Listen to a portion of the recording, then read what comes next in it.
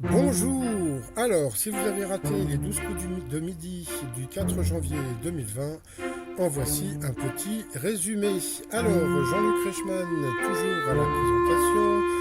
Le maître de midi, Eric, toujours aussi célibataire puisque sa femme est restée à Mélac à s'occuper des enfants.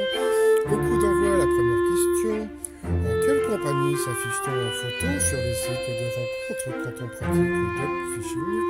Donc c'est avec un toutou, donc vous vous mettez en photo avec un chien, il paraît que ça fait craquer les filles. Alors vous aviez après Mylène qui s'était habillée en bleu de méthylène, donc Mylène, méthylène, ah, ah, ah. Après donc vous aviez Rinaldo et vous aviez la très jolie Sophie qui était un peu floue sur cette photo, mais c'est pas grave. Alors pour la bleue de méthylène Mylène, alors avec quoi se joue le nouveau type de loto né en Bretagne qui est en train de conquérir le reste de la France? Eh bien c'était avec des bouses de vache, donc un petit coucou à Jamel, Jamel deux bouses, haha, petit trait d'humour.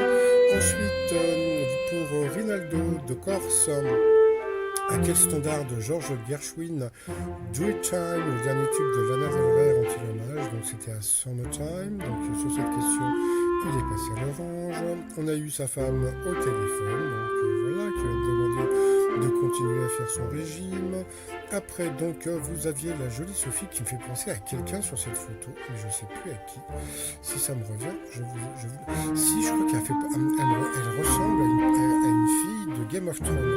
Je mettrai la photo après mon truc, mais passons. Alors, en plus des faux jeux et des faux nuits, quel objet les soigneurs d'un zoo de Sussex posent-ils dans l'enclos des flamants roses pour stimuler leur libido? Donc c'était des miroirs, oh les coquinous. Après, à quel groupe britannique doit-on Sultan of Swing et Money for Nothing?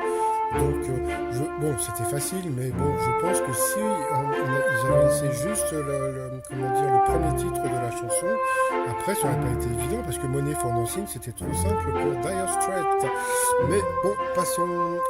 Ensuite, qu'est-ce qu'il y a eu après? Ah oui, alors après, qu'on fait 35% des youtubeurs français les plus influents après leur bac, eh ben, ils ont arrêté leurs études.